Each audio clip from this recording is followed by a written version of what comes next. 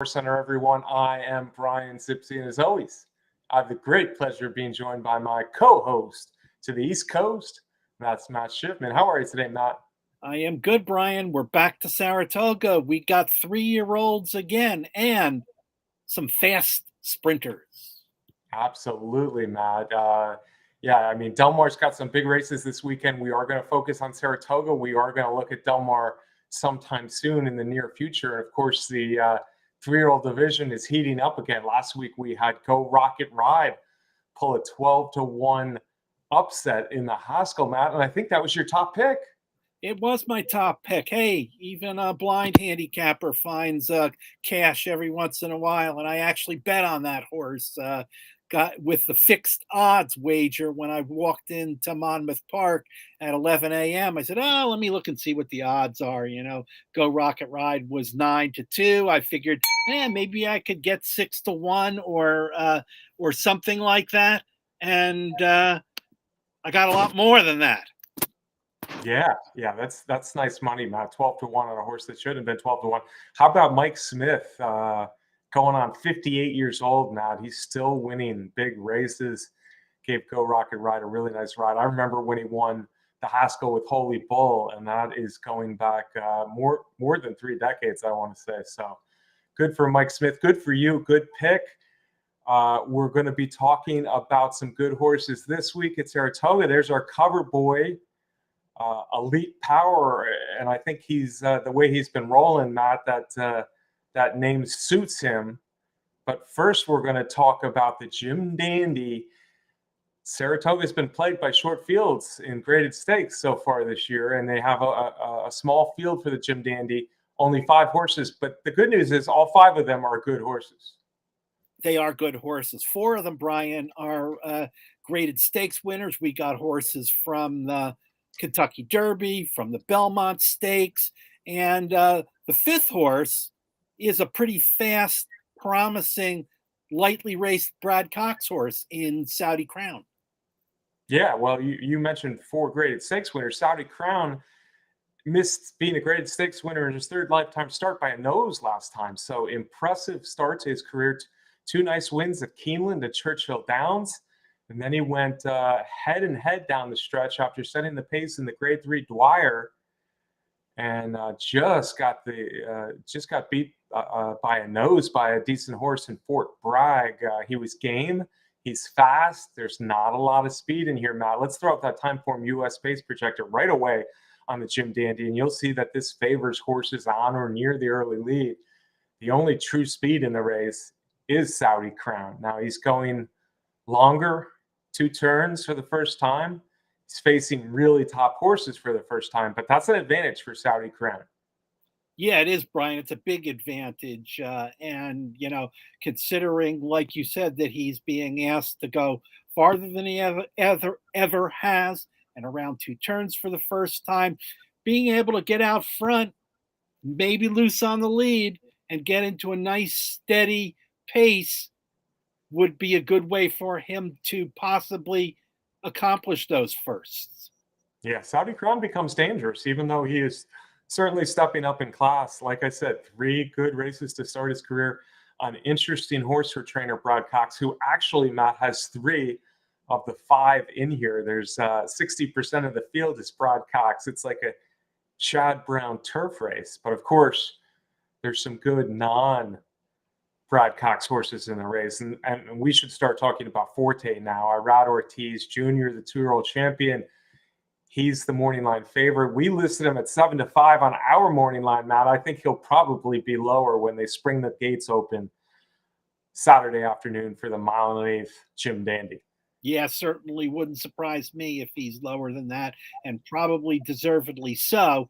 He had his 5-race winning streak derailed in the Belmont Stakes. It is a winning streak that began back last summer when he won the Hopeful at Saratoga. So we know that Forte enjoys the racing surface there. Of course, things didn't go on schedule with the campaign that was planned out for Forte by Todd Pletcher and Mike Rapoli when he was scratched late in the Kentucky Derby, and then that forced him to not be able to run in the Preakness, which meant that he went into the Belmont Stakes with 10 weeks without a race and still finished second with a good rally down the stretch. Comes back now with blinkers on, Brian, and hearing that in recent workouts, they have helped Forte stay focused on racing. Yeah, that's interesting for a few reasons. There was a lot of interesting points you made there. First, let's talk about the blinkers because he's a horse who looks like in the stretch there for a while, the last few races, I guess, the Florida Derby and the Belmont, he was maybe, I don't want to say floundering just a little bit, but it took him a while to hit his best stride. And when he did, he really took off in both races because the Belmont, it certainly looked like he might not even be second for a while until he kicked it in late and passed other horses for second. So if you're going to lose a 5-race winning streak, an excellent, impressive, graded stakes, Eclipse award-winning 5-race winning streak that he had, that second place Belmont was an awfully good race to have the streak broken because he ran well, like you say, after a 10-race or after a 5-race winning streak, excuse me, or a 10-week layoff, it was my point. The other thing you talked about was the fact that the winning streak started in the hopeful, and that's at Saratoga. So being able to do well on the main track at Saratoga is a good thing to have. Not all horses love Saratoga. And we know Forte has won nicely over the track. We also know he's won on a wet track. And they're talking about on Saturday, unfortunately, at Saratoga, that there could be some pretty substantial rain. There are thunder showers projected throughout the day. So we could be, you never know for sure, 2 days out, but we could be looking at a wet track on Jim Dandy Day. So that's something to keep in mind. Forte's won on a wet track at Saratoga. Another horse who's won on a wet track and also at Saratoga, not in the same race, was Disarm, Matt. And Disarm is one of the more interesting horses. He's the only other non-broad cox in the race. But Disarm broke his maiden very impressively at Saratoga last summer, had a long layoff, and it's been steadily getting better race to race as a 3-year-old. Yeah, absolutely, Brian. So another one that we know like Saratoga and has run big at Saratoga. And I guess, that long layoff, Steve Asmussen has taken his time with a Disarm. When he came back, it was on the Kentucky Derby trail. He ended up actually running pretty well with limited experience when he was 4th in the Kentucky Derby and came back last month to get a grade 3 victory in the Matt win at Churchill Downs. That's right. And the Matt win wasn't easy because he had to run down Verifying on that sloppy track, and he did a good job of doing it. We're taking a look at the pace projector one more time. We already saw Saudi Crown as the real speed in this race. They're projecting Forte with blinkers on and also Hit Show as potential chasers. I don't think Disarm will be that far back. He's in 4th here in the 5-horse race. Angel of Empire did show more speed last time in the Belmont Stakes, but I think they got it right with him being the most likely horse to be last early in that. So it'll be interesting to see who chases Saudi Crown and who goes after him first. I think that the Cox Barn has some interesting horses in there, and especially how the race is going to set up. Angel of Empire could be last early. Saudi Crown could be first early. Maybe Hit Show is with Forte in second early, and Hit Show is another horse we can't ignore. Yeah, we can't, Brian. Hit Show ran in the Belmont Stakes most recently, was 4th, was 5th in the Kentucky Derby. Certainly not as impressive performances as we talked about for Disarm and Forte in those big races. Hit Show on the Derby Trail preparing for those races was 2nd in the Wood Memorial and got a graded stakes victory in the Withers at Aqueduct. I don't know. To me, Hit Show seems to be maybe a notch below so far talking about Forte and Disarm. Yeah, and I think people might question whether he's a notch below Disarm. Maybe he is, maybe he isn't, because I think he's run good races. The Withers he won for fun. The Wood Memorial, he was probably very unlucky to lose that race. He ended up losing by a nose, but he was banged around in between horses pretty good in there.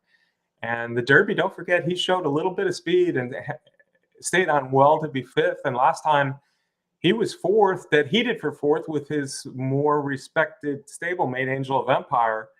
And he was not far behind Forte, who rallied the most at the end to be second. So Hit Show's run a lot of good races. Luis Saez is on him this time. Hit Show could be chasing his stablemate early. And I guess I'm with you in that I like him fifth best in this 5-horse field, but there are no throwouts in this 5-horse field. The one we haven't really talked about yet is Angel of Empire, Matt. Impressive winner of both the Grade 2 Risen Star at Fairgrounds, the Grade 1 Arkansas Derby at Oaklawn Park, and he ran a very good race in the Kentucky Derby where he rallied strongly, and he was the one finishing the best out of anybody when he was third in the Kentucky Derby. The Belmont, he was a little closer to the pace, as I mentioned. He'll probably be a little farther back this time. Yeah, I think so. And, Angel of Empire ended up being the favorite in the Kentucky Derby, even though Forte, who didn't get to run in the race, was expected to be the favorite. You mentioned that Grade 1 victory in the Arkansas Derby, which is noteworthy. I don't know if that was one of the best Arkansas Derby fields that we have seen in recent years. Like you said, probably will be farther behind. There's going to be other horses making moves. I guess Angel of Empire will try and make the last move and what they hope to be the winning move, but I don't know. Forte's going to be a tough target to run down. Yeah, among others. I think all of them will be tough. Interesting what Cox has with that clear speed horse in here now, and maybe that'll end up helping his other horse, Angel of Empire. It's hard to know, but a really nice 5-horse field as 5-horse fields go. I think you can make a case for any of them. I think Matt and I both are agreeing that Hit Show is the least likely winner of the 5, but he's awfully good to be the long shot of the field. Saudi Crown, Dangerous Speed. Angel of Empire just keeps running good races. Disarm looks like a very interesting horse coming into Saratoga this summer. And Forte as the horse to beat in the Jim Dandy. 2 races before, and again, we're talking about a possible wet track. That's something to keep in mind as you're handicapping. Is it a fast track? Is it a wet track? Is it a sloppy track, a sealed or a muddy track? We'll see, but keep an eye on that as we get closer to making our bets on Saturday afternoon. The Vanderbilt is Elite Power's race to win, or Elite Power's race to lose, however you look at it. We have even money on our early odds. I think he will be lower than that when they open the gates again. Elite Power has won how many straight races, Matt? 7 straight races, Brian, beginning with his maiden special weight victory a little bit over a year ago, and moved into stakes company, won a rich sprint race in Saudi, along with the Breeders' Cup Sprint, which was certainly the most impressive victory in that streak, and continuing on with wins in the True North, win in the Vosburg. He's got 7 in a row for Bill Mott, and if any trainer is good at putting together long win streaks with horses, we know Bill Mott is. Yeah, that's smoking your cigar there, sir. You're on it with Bill Mott and winning streaks. Of course, we're talking about cigar going back. Oh boy, man, going back 30 years, almost 30 years ago. But anyway, Elite Power. When I first really thought that Elite Power was an elite type of horse, was at Saratoga last year. It was an allowance race, but he just looked so good beating some really strong allowance competition last year that you just knew Elite Power's career was ready to take off, and take off it has, even more than we might have thought watching that impressive race at Saratoga last year. Elite Power is really good, and his 2 races this year, might be his best two races. Yeah, I know he won the Breeders' Cup Sprint to close out the year last year, but he's just looked so good this year that it's hard to talk about anybody else in this field other than Elite Power. But there are other horses in the race. Matt, we're talking about the Jim Dandy and the Vanderbilt, so I'm calling it the Dandy and the Vandy double here. We're also looking at horses on the rail and in the 5-hole. And I'm going to ask you, what's the difference, Matt, real quick, between the 1 and the 5? An E? An E. You got it. Boy, I thought I'd stump you with that. The only difference between the 1 and the 5 is an E. Gunite and Gunit. Of course, there's more differences than that, because I think Gunite, the 5, is one of the best sprinters in the country. Elite Power, I think 9 out of 10 people right now would say he's America's best sprinter. But Gunite is in the conversation, Matt. Gunite is in the conversation among the best sprinters in the country. He ran a very good race in the Breeders' Cup Dirt Mile last year. He, too, I think, has been better this year, 1 year after a good Breeders' Cup run. He also has good experience, a former hopeful winner at Saratoga, a good second in the 3-year-old stakes last year. Gunite has run good races at Saratoga, coming in off a very nice win. Much like Elite Power, he's had one race since running overseas, and it was very good. His was in Kentucky. Yeah, and Gunite ran a couple times in the Middle East. He was second, actually, behind Elite Power in that race in Saudi Arabia, and then was third in Maidan. Came back, and he unleashed a corker of a race, Brian, in the Aristides at Churchill Downs. Just a super impressive run that earned one of the biggest speed figures of the year. Yeah, Gunite. Don't sleep on Gunite. Everybody loves Elite Power, and they should, with those 7-race winning streak. So impressive has he been in those 7 races. But Gunite is for real, and Gunite is now a mature sprinter. Now, we're going to look at the Timeform US pace projector real quick here. And we're going to see that there is some speed in here for Elite Power to run out. But I want to make a couple points here. First off, yeah, there's some speed, but Elite Power is a horse who likes to rally in these sprints. And he's 5th in the pace projector here, in the number 4 horse. But the 1 horse, see, I'm doing it. I'm getting the 1 and the 5 mixed up already. The 5 horse, Gunite, certainly has more early speed than does Elite Power. Looking at the Timeform pace projector and looking at past performances of all their good races they've run, Gunite has a chance to get the jump on Elite Power. Yeah, I think it sets up that way for sure. And the 2 horses they have on the lead have shown some speed in the past, but certainly don't have the class to go with Gunite and Elite Power for sure. Yeah, they should set up a very a solid pace in this 6 furlong Grade 1 Vanderbilt, but neither Awesome Aaron, the 3, or the 7 Little Vic. They both should be long shots, and they're both unlikely, frankly, to handle the pressure. I think it'll come from Gunite first and Elite Power second, and we'll see how good Gunite can be trying to hold off the power that is Elite Power. But I think it makes for a very interesting race. One horse we need to talk about as a potential threat here, at least to finish first or second, is Dean Delivers. Dean Delivers is a Florida-based horse who's run almost all his races down there. But going back to his 2-year-old season, this is a really, really nice sprinter. I don't think he is one of the best sprinters in the country, and I would put Elite Power and Gunite as possibly number 1 and 2 in the country, if not very close to that. But Dean Delivers is a legitimate horse, and he also has some speed, certainly enough speed to also be getting that jump on the leaders. Yeah, and he's coming up to New York with 2 victories in a row in stakes races at Gulfstream Park. Most recently in the Smile Sprint, which attracts some fast horses, and the Gulfstream Park based jockey Amicia Jaramillo is coming up for the mount.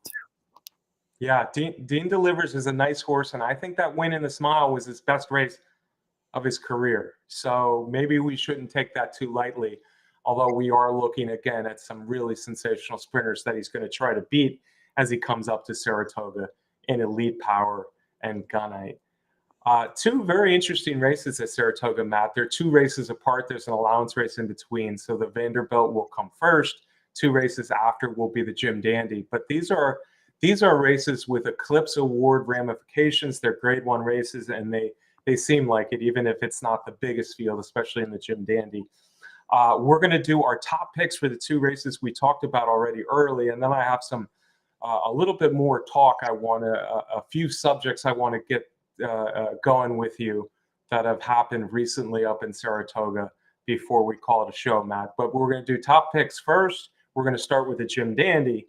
And the man that picked Go Rocket Ride as a winner at 12-1 last week should definitely go first.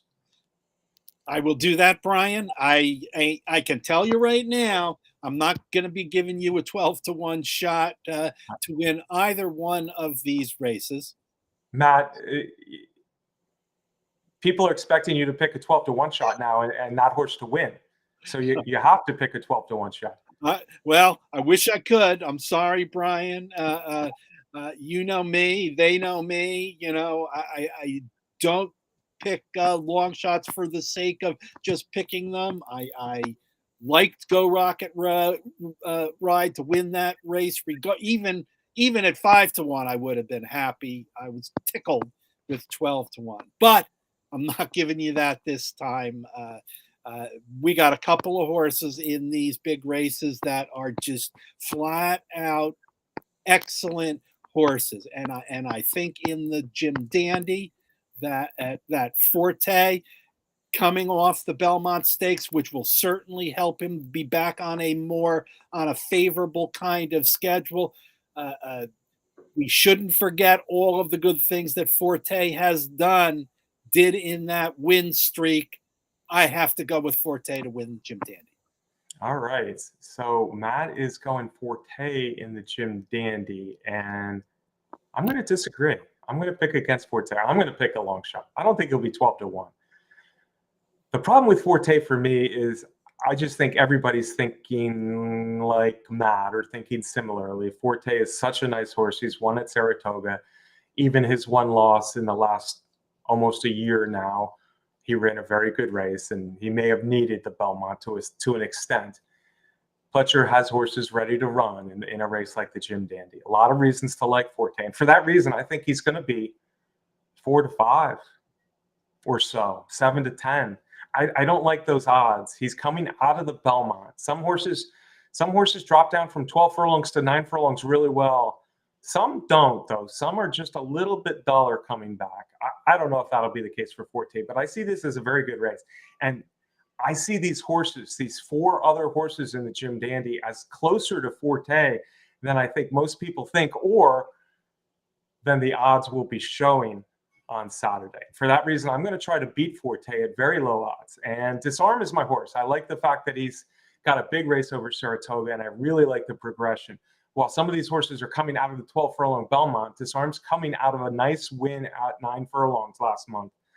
I kind of prefer that than coming out of the 12 furlong Belmont. Disarm is a horse who I think could make some serious noise this summer for trainer Steve Asmussen. I don't know about you, Matt, but Steve Asmussen always seems to kind of have big things going on in the summer at Saratoga. So for me, Disarm in the Jim Dandy to pull an upset. How about the Vanderbilt? Yeah, and let me just say, I can't blame you for picking Disarm. We've liked that horse since his maiden win, and quite frankly, out of the Brad Cox horses, I like that Saudi Crown to complete the exacta. Anyway, getting to the Vanderbilt once again. I'm going to be on the favorite. I'm going with Elite Power. Yeah, I know it's 7 races in a row, and win streaks are tough to keep going, but Bill Mott's got a campaign planned out for this year where Elite Power has not run that much this year, looking to win in the Vanderbilt, probably get in another race before they head to try and win the Breeders' Cup again.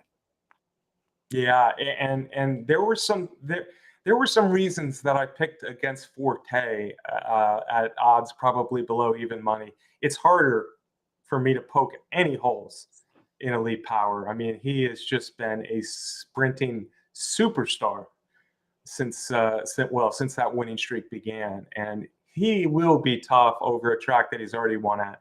The one thing I have going for me by picking against Elite Power is I think Gunite is really, really good. I have more faith in Gunite than any of the horses that I was looking at to upset Forte and the Jim Dandy with. Gunite is a top sprinter. Love the way he's coming up to the race.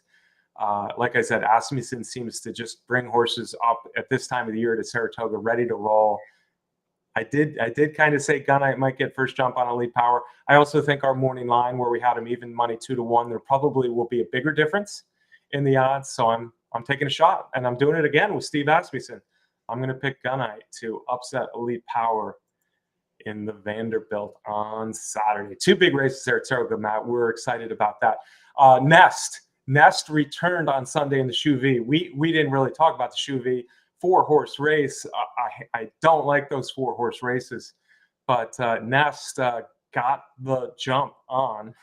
There it is. Got the jump on Clairiere, and she was unbeatable. Irad Ortiz made an aggressive move there, as he tends to do, and she ran away from Clairiere. Clairiere ran a big race, kept trying, but Nest ran big for her first race in, 8-9 months.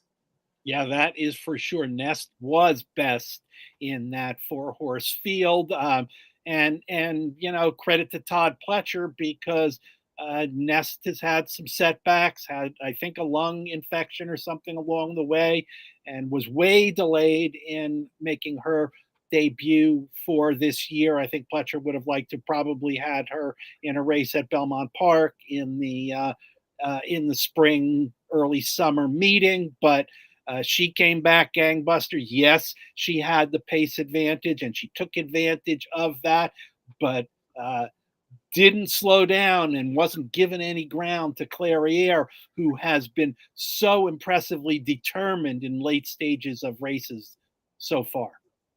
Yeah, if I was on the Clairiere camp, I wouldn't at all be upset or worried about the result of that 4-horse race. Clairiere ran another big race. It just did not set up very well for her. But it's nice to see Nest back, and Nest ran huge in that Shoe V. Echo Zulu just came back the other day. Again, a 4-horse field and a graded stake at Saratoga. But Echo Zulu, I thought, looked as good or better than ever in winning the honorable miss. So nice to see that as well. I also want to talk about the Derby winner, Matt. He was beaten, I should say, by Go Rocket Ride, your horse. I liked what I saw from Mage, and it reminded me a lot of what I saw in the Florida Derby from Mage. Yeah, that's a good point, Brian. Because in the Florida Derby, Mage was second behind Forte, and hey, heading into the Haskell, it was sort of a little bit, I wouldn't say last minute, but a little bit of a surprise decision from the connections of Mage that they came back and got a race in for Mage in the Haskell. In preparation for the Travers. They, amongst the camp of several other top 3-year-olds, have set the Travers as a goal. So it was a good performance for Mage off the bench, maybe not 100%, but a real nice rally for second for the Kentucky Derby winner. Yeah, I think the Kentucky Derby winner is going to be heard from more this year. And I think that Haskell will set him up for a good run in the Travers. The Travers should be a heck of a race, but I think Mage will be one of the main contenders, the Kentucky Derby winner. As we said, Del Mar's loaded this week, defunded, has a nice group of horses in the San Diego. That's another thing to look for. We'll be talking Del Mar and Saratoga, of course, now for weeks and weeks here as the summer heats up on HorseCenter. Matt, before we go, let me get a parting shot from you, my friend. Yeah, Del Mar, Saratoga. Seems like this summer there's so many horses contending for top 3-year-old honors at this point, with the 3 different winners in the Triple Crown, and Go Rocket Ride throwing his hat in there, and Mage coming back, Forte in the Jim Dandy. Lots of excitement in that division as the summer goes on. Yeah, it should be fun. Should be interesting. starting with this Jim Dandy leading to the Travers. We also have the Whitney next week, and that's going to be our headline race, the Whitney, led by Cody's Wish next week on HorseCenter. Matt and I want to thank all of you for watching. If you haven't yet subscribed, please do that now. That helps us out. Turn on those notifications. Leave us a comment. We love to read what you have to think about the show or the horses or anything else down in the comment section. We also want to thank our friend in the Louisville office, Candace Curtis, for the great race graphics. Also, Derby Wars, our sponsor, the best contest site out there. And, of course, Timeform US for the pace projections. Most of all, though, folks, Matt and I appreciate you watching every week. We will see you next week talking Whitney right here on HorseCenter. Until then, good luck and